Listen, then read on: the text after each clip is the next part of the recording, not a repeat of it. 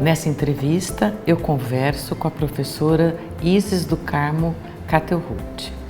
A professora Isis graduou-se em Ciências Biológicas na Unesp em 1974. Fez seu mestrado e doutorado na Faculdade de Medicina de Ribeirão Preto. A professora Isis defendeu seu doutorado em 1980 e é docente da nossa unidade desde 1975. A professora Isis atualmente é professora titular do Departamento de Bioquímica e Imunologia. A professora Isis foi vice-presidente da nossa comissão de pós-graduação de junho de 97 a novembro de 2003.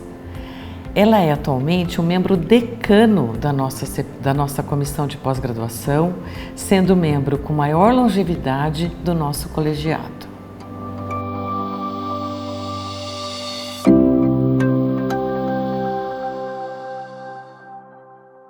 Professora, muito obrigada por essa conversa e muito obrigada por toda a sua dedicação ao nosso programa.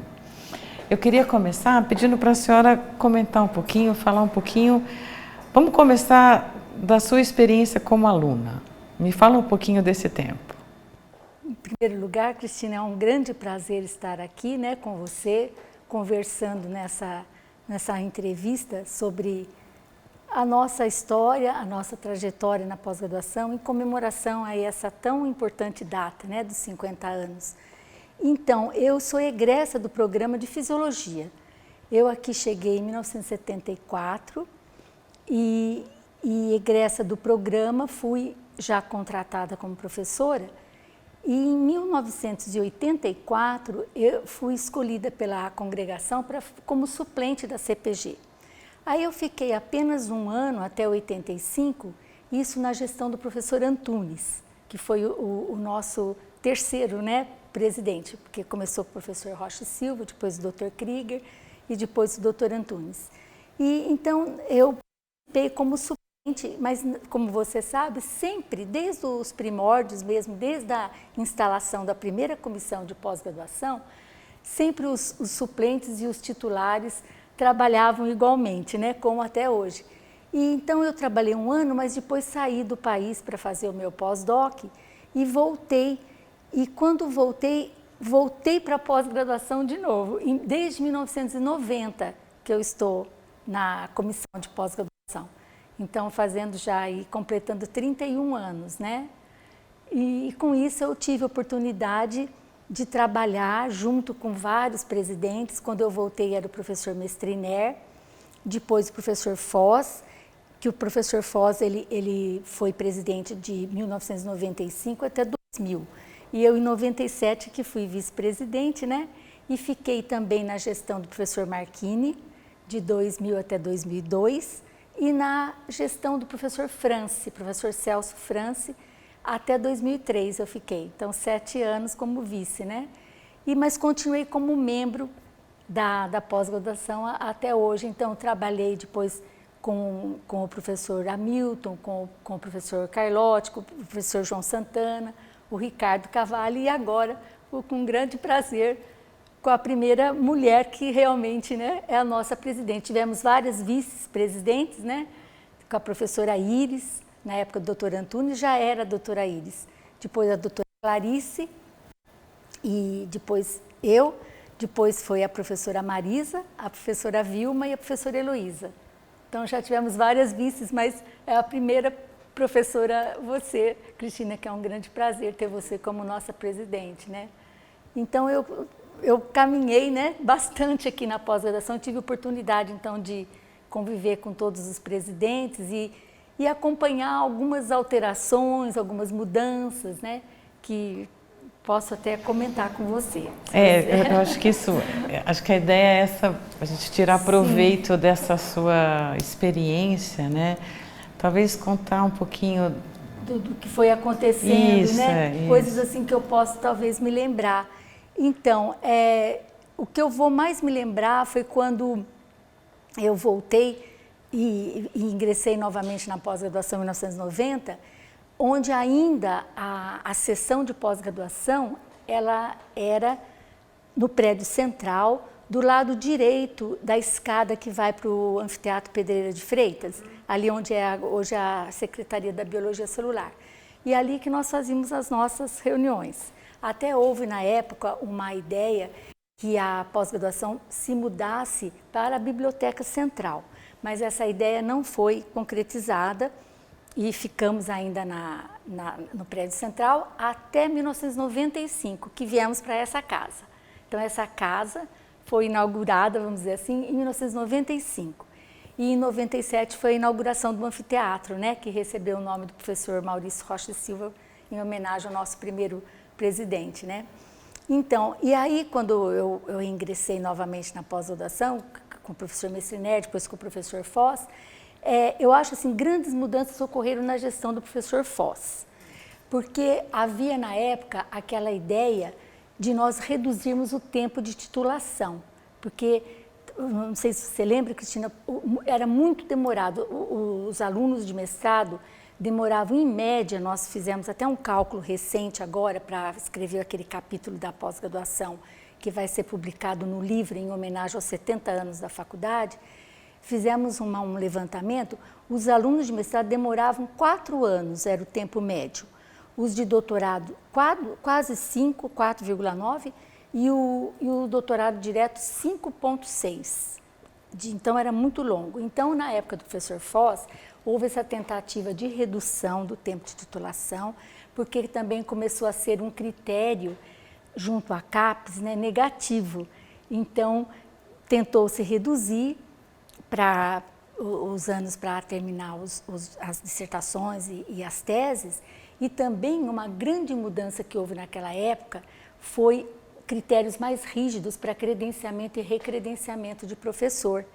Então, me lembro na época que na clínica, principalmente na clínica médica, em outros departamentos clínicos, muitos professores que não tinham mais alunos, a falta do binômio aluno-professor fazia com que o professor não pudesse ser recredenciado, mas temporariamente, assim que ele tivesse um aluno, ele voltaria a ser credenciado. Mas houve muita revolta na época e muita assim, discussão, porque não foi muito bem aceito esse não recredenciamento, né, por falta de aluno. Mas isso o professor Foz estabeleceu nas normas, né?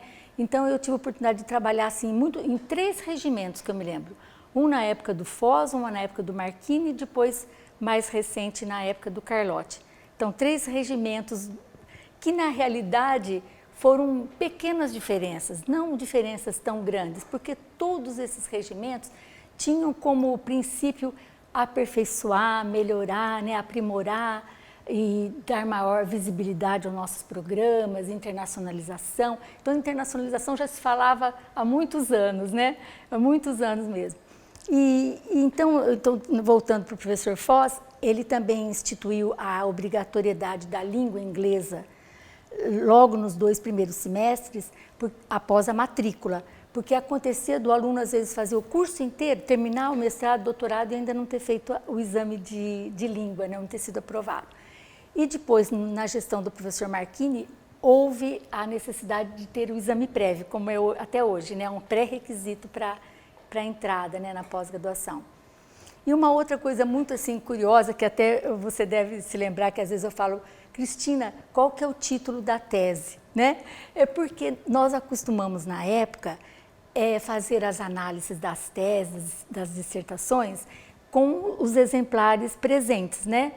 E nós líamos inclusive os próprios pareceres dos professores, os orientadores. Líamos os pareceres, líamos até o resumo da tese, então sabíamos do que se tratava, e era competência da pós-graduação a indicação da banca. E às vezes a gente recebia aqueles famosos santinhos, né, que a gente chamava, com algumas, algumas indicações prévias, né, do orientador, ou mesmo do aluno orientador, para que nós pudéssemos indicar esses nomes, né? Mas hoje já é função das CCPs, das comissões coordenadoras de programa, né? que ao fazerem essa análise dos nomes, já mandam para nós aqui, né, para a CPG, já uma banca mais ou menos já previamente, né, pronta. A CCP manda uma sugestão. Sugestões, mas a CPG que tem ainda a competência, é competência da CPG, exato, né? É só uma indicação que Exato. a CCP faz, né? Exato. Professora, fala um pouquinho dessas... Qual que é a sua avaliação? A senhora comentou que tem algumas coisas que acho que não são regimentos da unidade, mas da USP como um todo, né? Que tem algumas mudanças. Mas como é que... Fala um pouquinho das dificuldades, do contato, do dia a dia, por exemplo, quando se decidiu que os critérios de credenciamento seriam um pouquinho mais rígidos. Como é que era a negociação com os professores? Como é que foi essa? Eu me lembro que o professor Foz teve que fazer várias reuniões nos diferentes programas para tentar trazer assim à tona as vantagens que aquilo traria para o próprio programa, que não seria assim uma desvantagem. Também convencer os professores que estavam eventualmente sendo descredenciados que era uma coisa temporária, era apenas uma fase temporária até ele ter novos alunos, né? Então, eu me lembro de ter sido essa uma época assim mais difícil, eu achei. E porque houve também muitas outras mudanças, né? Mas boas no sentido assim de tirada de tempo mínimo para defesa de mestrado e de doutorado que antes tinha, né? Era 1 ano para mestrado, 2 anos para doutorado, então a retirada do tempo mínimo. Então, às vezes vinham pessoas já com certo preparo, não precisava esperar às vezes tanto tempo, às vezes já estavam com as teses mais ou menos prontas, né?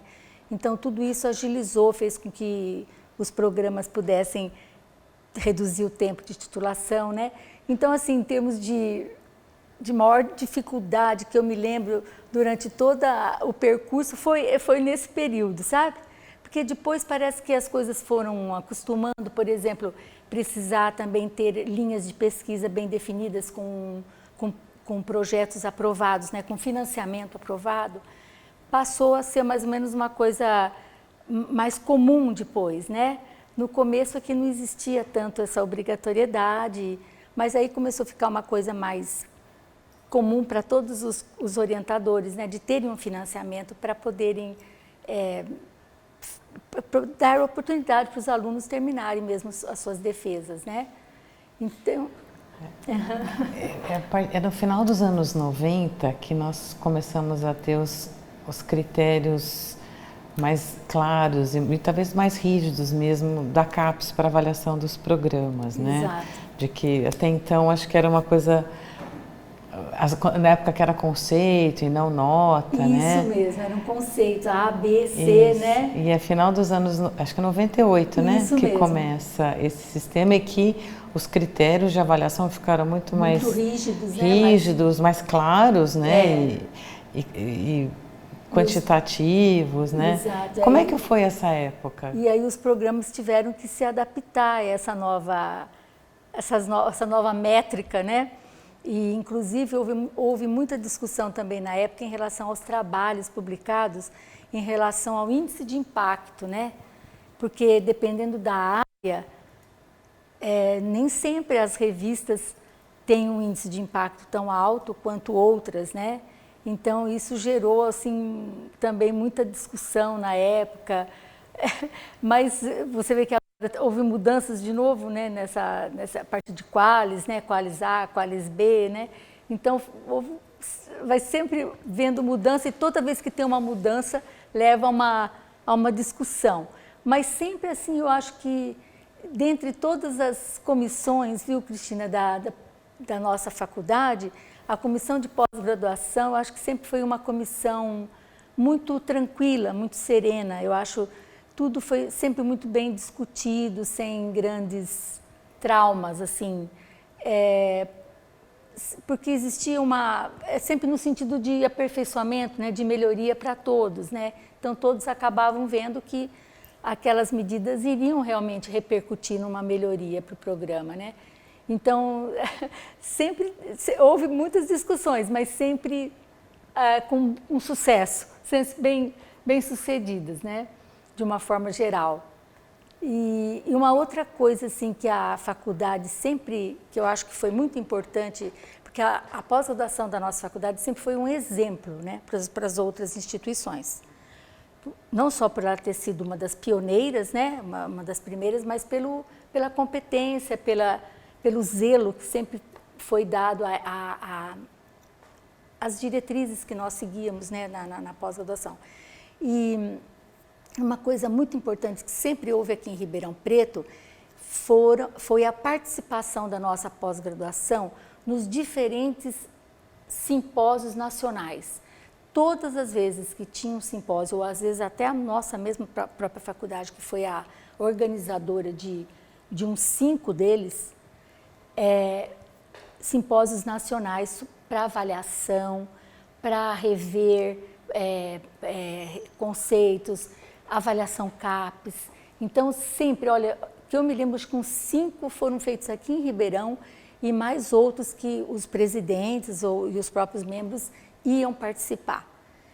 E eu me lembro que foi no início, acho que foi em 75, que teve o primeiro simpósio nacional aqui em Ribeirão Preto, na qual realmente se consolidaram todos os pilares da nossa pós-graduação. Foi quando o professor Rocha Silva estava ainda presente nessa reunião, o professor Krieger, o professor Dalmo, e lembro de 2 alunos que hoje são professores, o professor Sérgio Tufik, que está na Paulista de Medicina, era aluno da época, e o aluno chamado Lúcio, que era da genética, alunos extremamente assim, ativos, politizados e muito abertos a querer melhorar, e eu lembro muito da participação desses 2 alunos. E então, voltando, dizendo assim que sempre a nossa pós-graduação foi sempre presente em todos os simpósios de pós-graduação, não só na participação fora de Ribeirão, como a organização de simpósios aqui mesmo, sempre, sempre. De vários docentes e orientadores dos programas da Faculdade de Medicina participando. No estabelecimento de diretrizes, planejamento. Exato. E, curiosamente, se você olhar a gestão do professor Carlotti, que até eu estou rindo porque é uma característica dele, né? Você viu ele como pró-reitor de pós-graduação, quantas lives, né? Nem parecia que nós estávamos em pandemia, né? Quantas reuniões ocorreram. Pois na gestão dele também, muitas, inclusive os 100 mil títulos, a festa dos 100 mil títulos da USP, foi o professor Carlotti que organizou. E a professora Vilma era a vice-presidente, também participou, eu me lembro também, aqui no centro de eventos da nossa faculdade. Então, sempre assim, a nossa escola foi sempre presente e sempre tida como exemplo, e imitada por muitos, e exemplo para todos, né? Professora Isis, a senhora comentou a respeito do primeiro simpósio sobre pós-graduação, que foi feito aqui em Ribeirão em 75. Na época, a senhora era aluna. Aluna. Uhum. Me conta um pouco da sua vida. A senhora comentou a respeito de pessoas, mas o que a senhora vislumbrava? Qual que é a impressão que ficou? Pensando, a senhora citou o professor Krieger, professor Rocha Silva, professor Dalmo. Me conta, assim, nós como éramos, é que era? Assim, alunas ainda, fomos alunas, né, do professor Krieger, fomos alunas do professor Rocha Silva na pós-graduação, né? Então, era o meu primeiro ano, né, aqui. Então, era tudo ainda muito novo, assim, mas a gente via, assim, um entusiasmo, uma fé, né, uma motivação, porque a escola ela estava muito preparada para receber a pós-graduação, né? Nós tínhamos professores assim visionários, com linhas de pesquisa muito bem definidas, né? Então, aquela faculdade só para ensino não era o nosso perfil. Então, já se formava ali, já se vislumbrava ali uma escola que já tinha aquela fala do professor Zeferino Vaz, né, que veio para torná-la aqui um local de excelência em pesquisa. Então, a gente via assim, professores realmente muito motivados para gerar conhecimento, né? E também na época, muitos dos laboratórios, eu falo mais aqui da básica, porque é onde eu estava na fisiologia na época, né? Tinham recebido muitos aparelhos, muitos equipamentos da Rockefeller. Então, assim, independente às vezes de financiamento próprio, os laboratórios estavam muito bem equipados. Então, os professores estavam ávidos para gerar conhecimento, né, para ter alunos.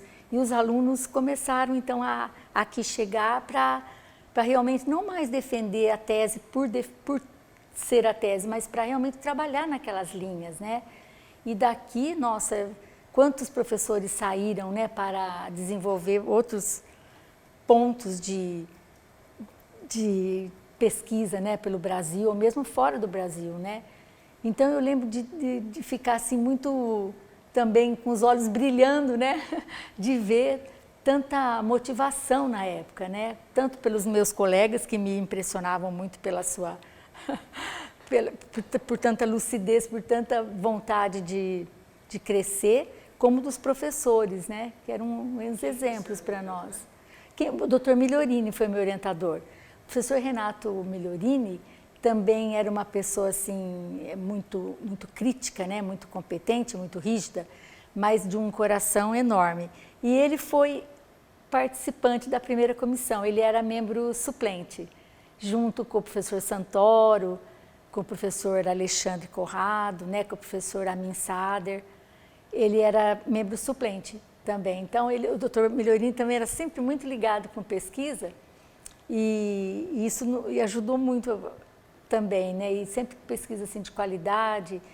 Outra coisa que a gente aqui na faculdade nunca teve diferença, né, Cristina, era assim, o nível do mestrado para o doutorado.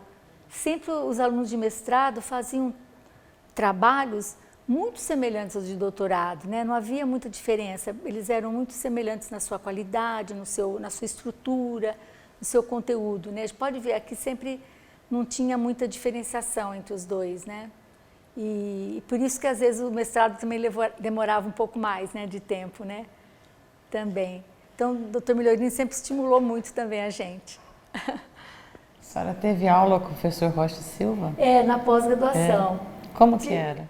Ele não era assim, ele era excelente pesquisador, mas como docente, deixava assim a desejar quanto assim a didática, assim, não era, é que nem o professor Diniz da Bioquímica, que tinham professores excelentes como pesquisadores, né? Mas na didática assim não era aquela clareza, né? Ou eles eram mais instigadores, mas eles mandavam o aluno na lousa, mandavam fazer fórmula na lousa. Fazer fórmula? Fórmula. Faz a fórmula da noradrenalina. Coloca a catecolamina aí. Pode colocar a adrenalina aí na lousa. Sim, fazia assim. Tinha muita disciplina teórica, professora? Assim, tinha muita atividade teórica nessa época? Tinha bastante, sim. Teórica, mas prática também. Uma coisa muito boa que tinham práticas, né? Naquela época podia usar os animais, né? Então, muita prática. Nossa, na fisiologia, então, muita prática. Eu nunca vou esquecer das práticas com cão, né? Do cérebro, para nós localizarmos as áreas motoras, enfim. Nossa, muito, muito bonitas. E essas aulas teóricas, onde os alunos eram chamados, assim, elas eram muito frequentes e tinha uma austeridade, o ambiente, como é que era? Assim, dependendo do professor, era um pouco amedrontador, né? Eu me lembro de um curso também que nós fizemos de biofísica cardíaca, que foi convidado o professor Paes de Carvalho, aquele professor famoso do Rio de Janeiro, para vir dar esse curso de pós-graduação aqui. E as aulas dele eram todas assim. Mandava o aluno na lousa e ele mandava escrever fórmula, escrever coisa. Às vezes era e tinha uns seminários também que preparava em casa, assim, papers, né, separados, e depois apresentava, como é hoje também, né? E todo mundo se preparava muito para essas aulas teóricas, para evitar constrangimento. É verdade. Tinham provas também, né? Geralmente provas escritas no final Provas difíceis, às vezes demorava um dia todo. Essa de biofísica, por exemplo, cardiovascular aí, nossa, foi meu colega nesse curso, o professor Sabatini, olha só, me lembro tão bem dele nesse curso, que hoje ele é professor na Unicamp, né? Ele também fez fisiologia aqui. E nós fizemos esse curso junto como colegas. Nossa, muito difícil. Eram provas mesmo. Mudou muito, né, Cristina, essa parte, né? Tanto de aulas práticas como de aulas teóricas assim. Não mais o professor dá esse tipo de aula, né? A carga horária de disciplinas formais hoje em dia é muito menor. Foi reduzida. Foi também na gestão do professor Foz. A redução do número de créditos assim, muito grande de mestrado, doutorado direto. Reduzindo drasticamente esse número, porque a gente tinha muita aula mesmo, né? E o que a senhora acha disso? Bom, ruim? Então, na época que eu fiz, nós tínhamos aquelas aulas domínio conexo e o domínio obrigatório, né? E o domínio obrigatório, as disciplinas obrigatórias, eu sempre defendi muito que elas existissem. Até hoje nós temos no programa ainda algumas obrigatórias, porque elas formam um corpo, né, que um professor, por exemplo, de bioquímica ou de fisiologia, tem que saber, né? Então o aluno fica ali submetido àqueles meses dentro daquela teoria, mas pelo menos ele sai dali com uma base tão sólida que ele certamente será um bom professor para quando ele for contratado e também os concursos hoje valorizam muito as aulas, né? As aulas didáticas, embora é uma coisa que hoje ainda não é muito, a gente não prepara muito bem o nosso aluno. Embora alguns laboratórios e o nosso, a gente se preocupa às vezes de fazer reuniões continuadas assim ao longo do ano, para que nessas reuniões os alunos possam apresentar seus dados, possam apresentar um paper, para desenvolver essa parte didática. Aí a gente vai corrigindo aspectos que são necessários que sejam falados numa aula, né? Então, eu acho isso muito importante. Então, eu gostava do jeito antigo, vamos dizer assim, que era obrigatório todas aquelas disciplinas com as aulas práticas, porque o que você vê, você não esquece, né? É impressionante como tem aula que eu lembro perfeitamente bem tudo. E eu gostava muito de desenhar, o desenho e fazer cores. Então, eu tenho uns cadernos, porque não existia computador, né, na época, e era tudo com datilografia para fazer as teses, mas os relatórios eram feitos à mão. Então, eu tenho até um caderno de cardio que o Dr. Krieger sempre falava para mim que aquele caderno era especial. E um dia eu até vou dar para o museu lá da professora Anete, eu falei para ela que eu vou dar. Ele é inteirinho desenhado assim com cores, sabe? Eu gostava de desenhar com lápis de cor. Então, era uma característica assim minha, eu gostava mesmo. E tenho de neuro, tenho de endócrino, tudo. Esses cadernos precisam ser preservados, professora. Exato. E até curiosamente uma vez pegou assim fogo no apartamento que eu morava, mas isso há muitos anos.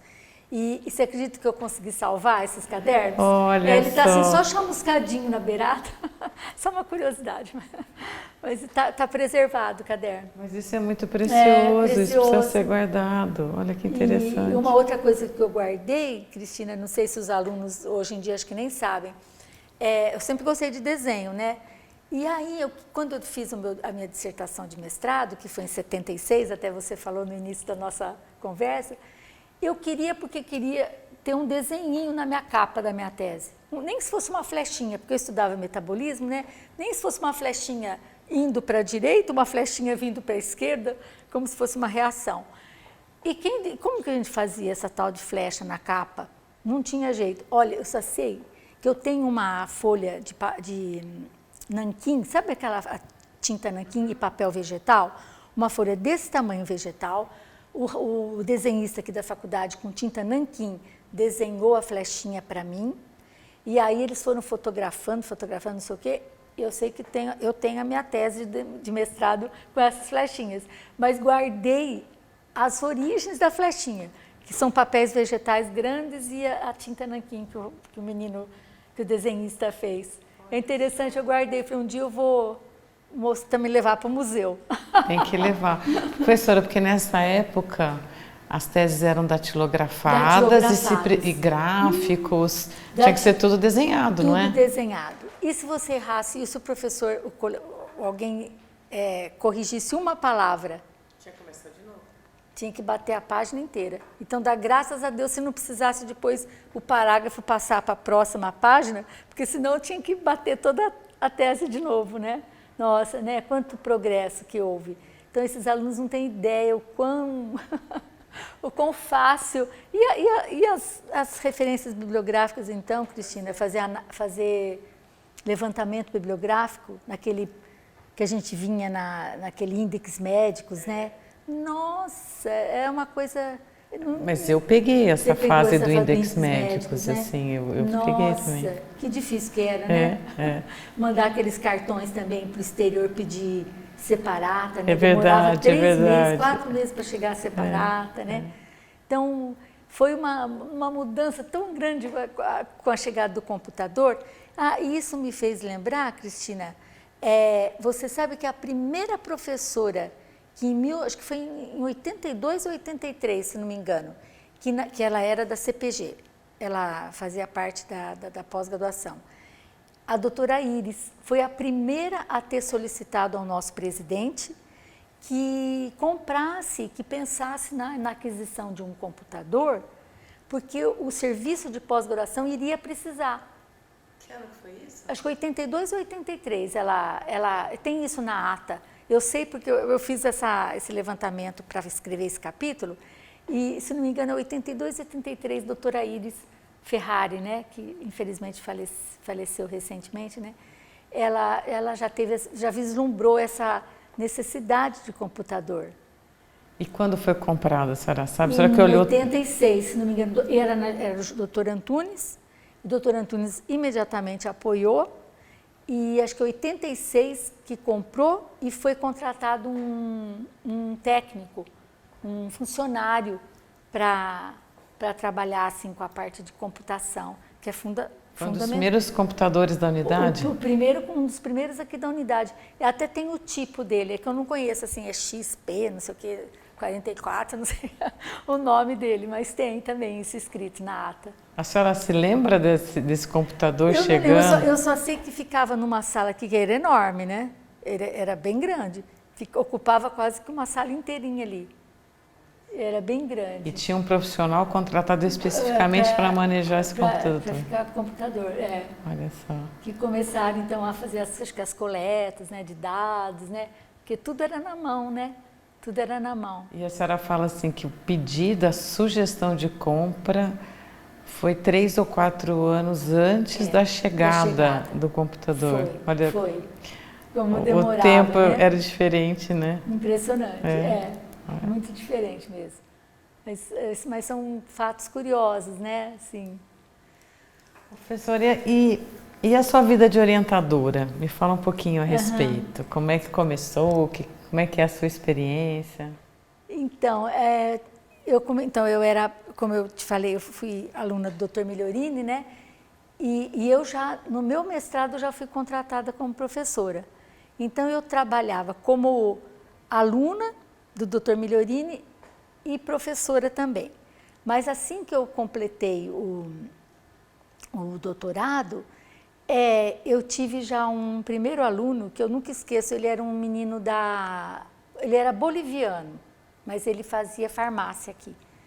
E ele queria, porque como eu estudava metabolismo de carboidratos, lipídios, eu nunca esqueço que ele veio me procurar, que ele queria estudar uma medicação, uma droga, que a pessoa passasse e reduzisse a quantidade de gordura, que promovesse lipólise.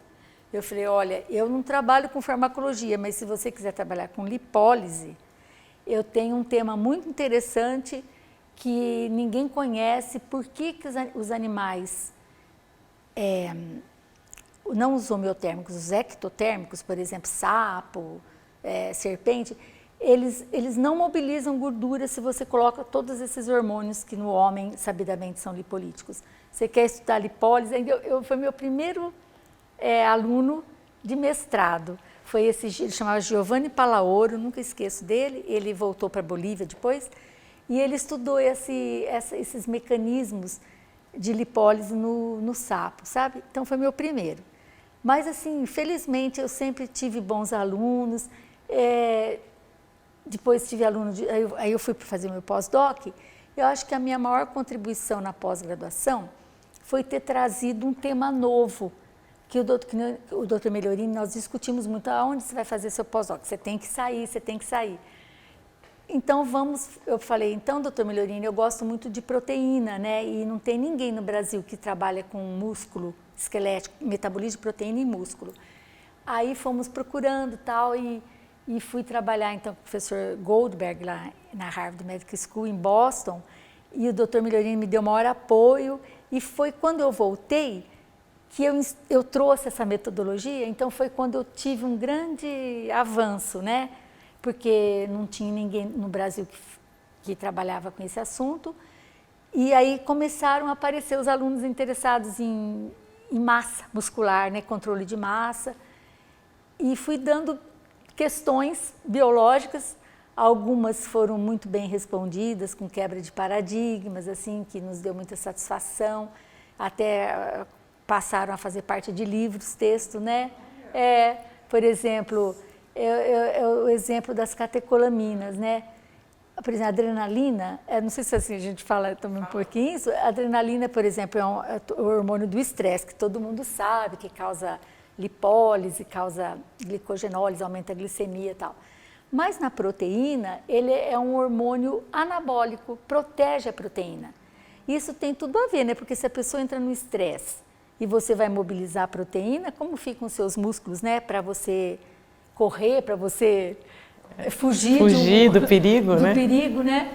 Então eu dei esse tema pro aluno que havia chegado de Belém, o professor Navegantes, que hoje é nosso colega, e ele estudou esse tema. E foi muito bem conduzido, foi muito bem sucedido, e a gente então foi até uma quebra de paradigma, porque nos livros textos hoje aparece a catecolamina como uma proteína, um hormônio que aumenta a síntese proteica, inibe a proteólise, então preserva a massa, né? Então, e aí ele foi um aluno que, talvez um pioneiro aí, vamos dizer, aqui no Brasil nessa linha, e depois muitos outros alunos vieram nessa mesma linha, né?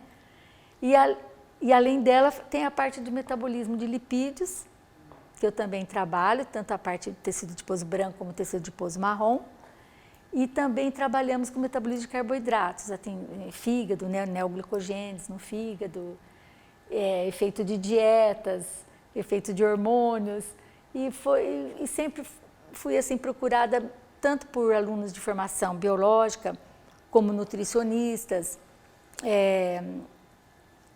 médicos ou mesmo fisioterapeutas, educadores físicos, né? Tivemos vários.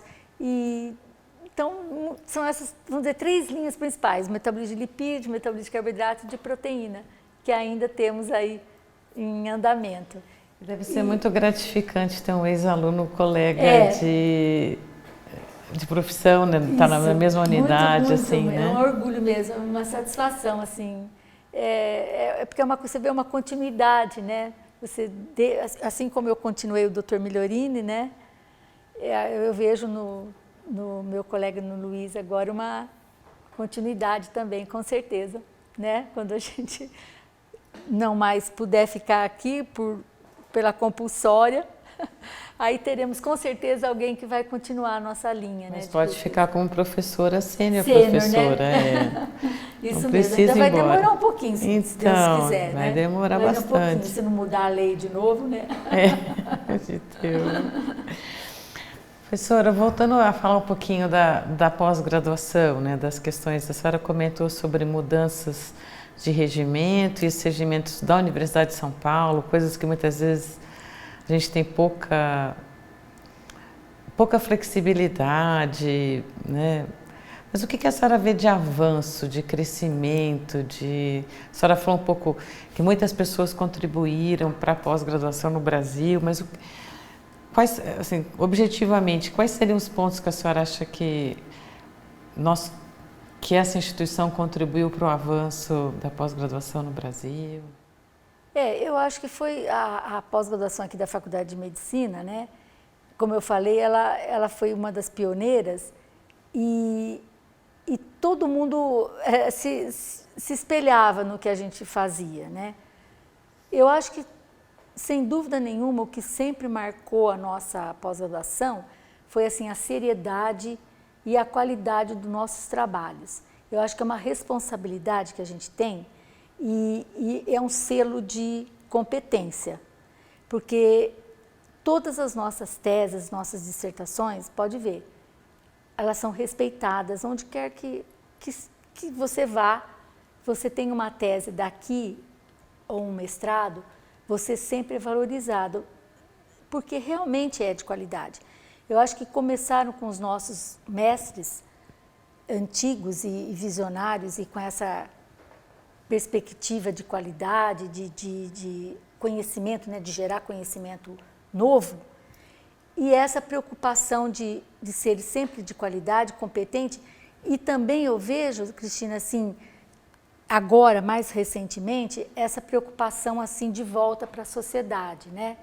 Porque no começo a faculdade foi sempre muito fechada, e o que eu sinto é uma necessidade real das portas serem mais transparentes. Assim, eu sinto que a sociedade ela tem uma ânsia de saber o que nós fazemos aqui.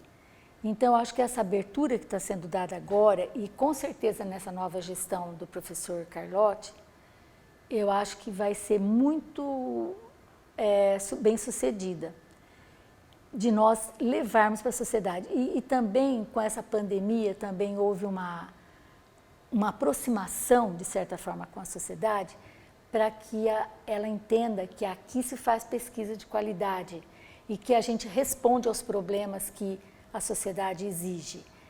E isso vai dando uma confiabilidade maior, né, em nós mesmos. Então, isso eu estou falando de uma forma bem geral, nada assim muito pontual, mas a gente pode ver talvez exemplos pontuais, mas de uma forma geral é isso, é essa continuidade, é você manter essa coerência de qualidade, sabe?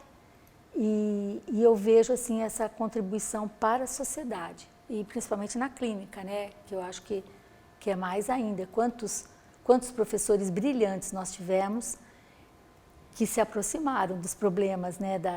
Para resolver problemas, principalmente na parasitologia, né? Ou mesmo na clínica médica, né? Eu acho que tivemos professores assim que deixaram marcas muito importantes, né? Mesmo na imuno, né? Aquelas reações sorológicas, né? De Machado Guerreiro, e mesmo o professor dos estudos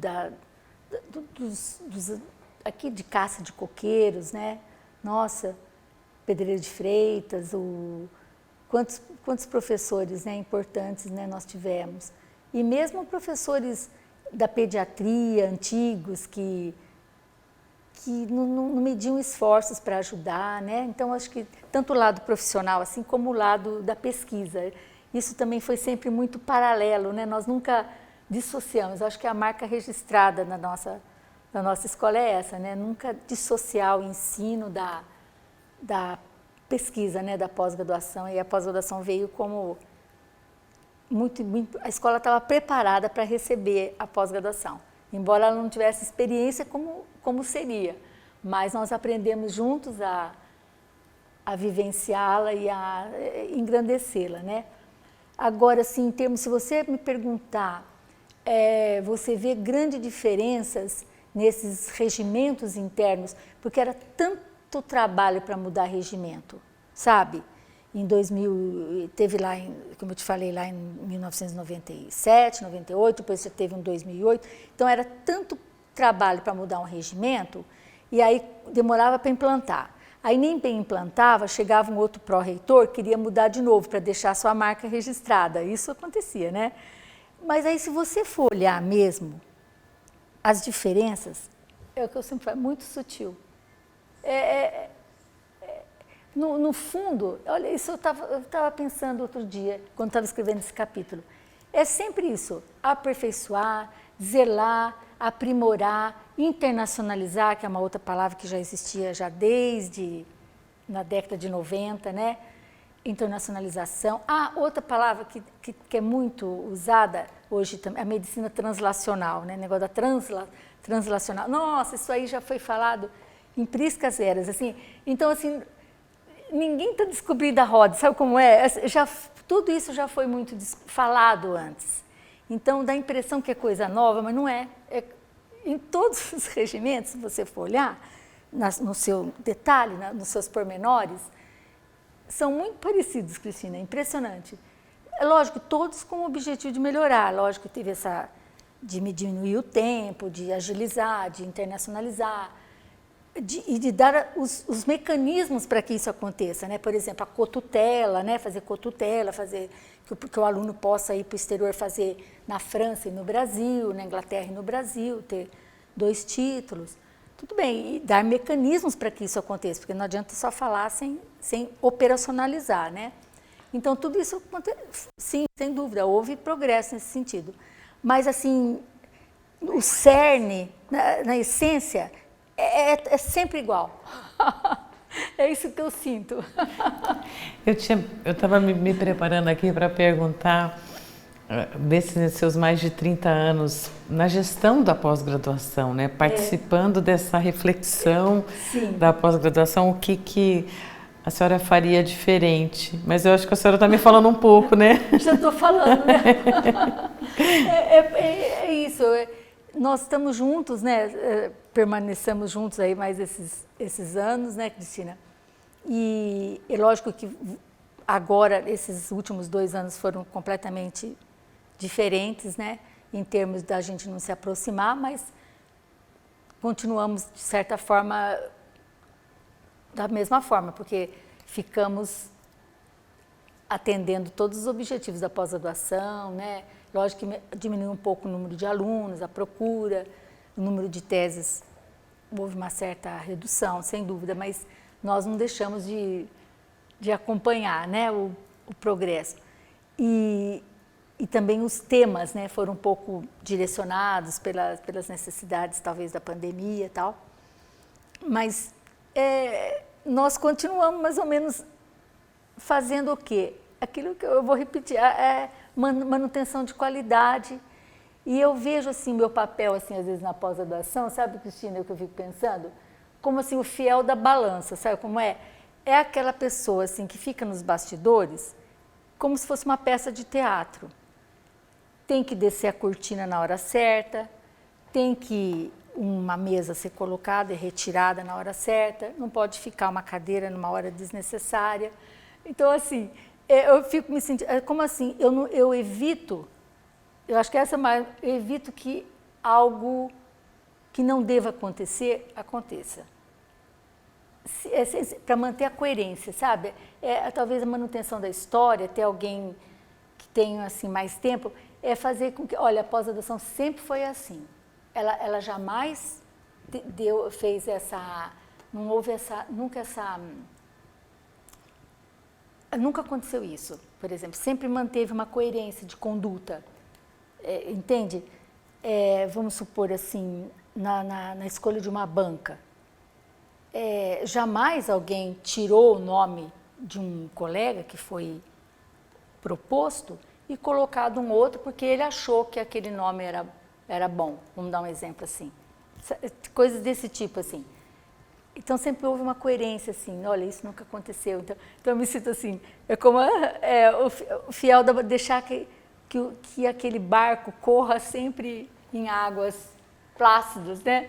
E serenas, vamos dizer assim. Eu acho que mais ou menos isso, assim, no bastidor. Eu nem sei se é bastidor mesmo, porque eu acho que a sua presença na comissão, nas nossas reuniões, ela é sempre muito respeitada, considerada. Eu acho que essa visão longitudinal, porque não é uma visão qualquer, é uma visão crítica, uma visão atenta aos caminhos, aos riscos. Havendo risco de digressões, a senhora está sempre muito presente, assim, é uma figura muito... Então, acho que todos nós sentimos isso. Tem alguma dúvida? O que a professora Isis acha disso, né? Então, acho que esse é um papel muito... Pela experiência prévia, assim, né, de evitar, assim, alguma... Nesse ponto, eu acho que talvez seja a minha maior ajuda ainda, assim, porque como eu não sou coordenadora, eu não tenho aquela vivência do dia a dia com os problemas que estão acontecendo, com os alunos, né? Como os coordenadores. Então, alguém não coordenador, mas que tem vamos dizer, uma visão da... E esse distanciamento, eu acho que torna essa visão melhor. Não tá no dia a dia, no direto Isso. ali. É uma avaliação externa. Então é uma coisa muito positiva Talvez mesmo. Sim, eu acho. Verdade, é verdade. Com certeza. Não, e sem contar que a senhora tem uma memória absurda, porque a senhora lembra de nome, data, é impressionante, né? Os alunos às vezes falam isso mesmo na medicina. Às vezes eu lembro o nome dos alunos, eles acham... Falam, não, mas como é que a senhora lembra o meu nome? Não sei, tem uma memória. Isso é impressionante. Vezes, né? Mas, é diferente. Vamos ver se ela permanece, né? Não, vai permanecer, com certeza. Para a gente encerrando, assim, como é que a senhora vê o futuro da pós-graduação na nossa unidade, no país? Nós estamos vivendo momentos difíceis, né? Muito difíceis. Como é que a senhora vê isso tudo? Sim, é uma pergunta muito interessante, que é difícil de responder, mas é aquela resposta que ela tem dois lados, baseado em primeiro lugar sempre na esperança, né? Porque nós estamos passando por notícias que nos deixaram bastante surpreendidas com essas alterações que ocorreram na CAPES, com a suspensão das nossas avaliações, com os cortes de verbas, cortes de bolsas. Isso tudo desestimula demais os alunos, porque os alunos a gente sabe que precisa, né, dessa ajuda financeira para aqui permanecerem. Então, tudo isso vai fazendo com que haja um desencantamento da pós-graduação. Isso me preocupou muito e a gente acabou sentindo um pouco, porque os alunos vão procurar, não tem bolsa, não tem dinheiro muito para pesquisa, porque houve cortes. Então, isso deu um certo... Eu acho que houve, sim... Eu não posso dizer que a comunidade, vamos dizer, dos alunos ficou inerte, não. Ficou sem algum abalo. Foi abalada com isso, com certeza. E ao mesmo tempo... que eu vejo, assim, estou falando do lado negativo, por enquanto, ao mesmo tempo que me preocupa muito é o futuro desses alunos. Por exemplo, eles se formam, quantos alunos brilhantes, né, a gente acaba formando e depois não tem local para absorvê-los. Eu sei de exemplos, assim, de alunos que fizeram mais de 30 concursos públicos pelo Brasil afora, até cidades do interior da Bahia, que eu sei, que tem uma aluna que fez, até lá mesmo ela ficou em segundo lugar. Então, assim, você fica um pouco desestimulado, fala, o que eu vou fazer para o meu aluno, para motivar o meu aluno a fazer essa pós-graduação? Esse é o lado real, realista, triste até. Entretanto, nós temos que nos firmar, eu acho, no lado positivo da esperança e da motivação que tem cada um, que é a curiosidade científica. Eu acho assim, o aluno tem que ter, em primeiro lugar, curiosidade. Esse é o norte, é o mote que vai fazer ele nos procurar. A curiosidade científica, a dedicação, seja ela com a dificuldade que for, mas a pessoa que tem esse driving, né, essa motivação e é vocacionado para esse tipo de trabalho que nós desenvolvemos, né, Cristina? Ele vai permanecer, ele não vai abandonar, ele vai continuar. E a gente vai lutando como temos lutado. Veja quantas manifestações ocorreram, né, das sociedades brasileiras de ciência, de tantas outras, que se manifestaram, que propuseram mudanças, enfim, a gente se apega desse lado. Então, do lado, a gente é mais otimista. Então, eu vou responder que eu ainda confio e espero que nós possamos continuar com o brilhantismo que é a nossa pós-graduação. Eu espero isso ainda. Vamos resistir, né, professora? Vamos resistir. Né? Vamos resistir, assim que eu penso, porque senão a gente fica muito entristecida com tudo, né? E a gente vai acreditar sempre nas lideranças que ocorrerão. Existem e ainda novos, né, novas cabeças que estarão na liderança logo, não? Tenho confiança nessas pessoas, não? E que a gente está ajudando a formar, né? Vamos ter essa esperança, sempre.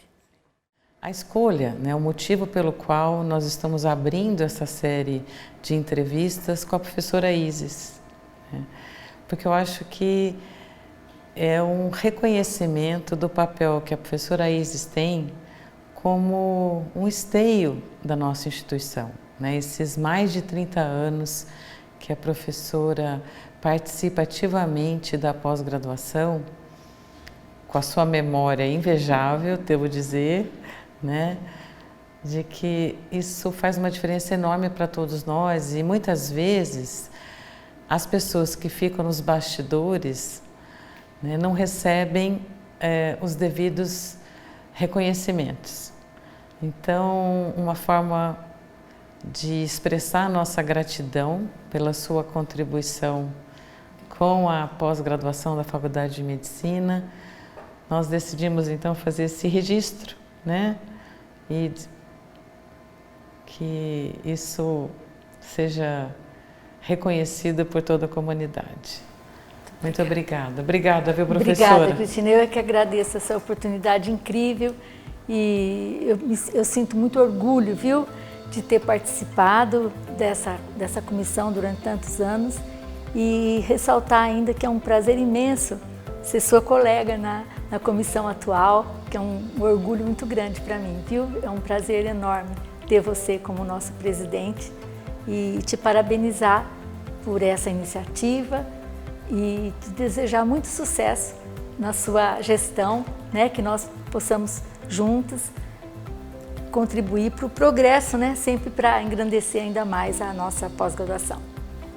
Obrigada, Cristina. Obrigada.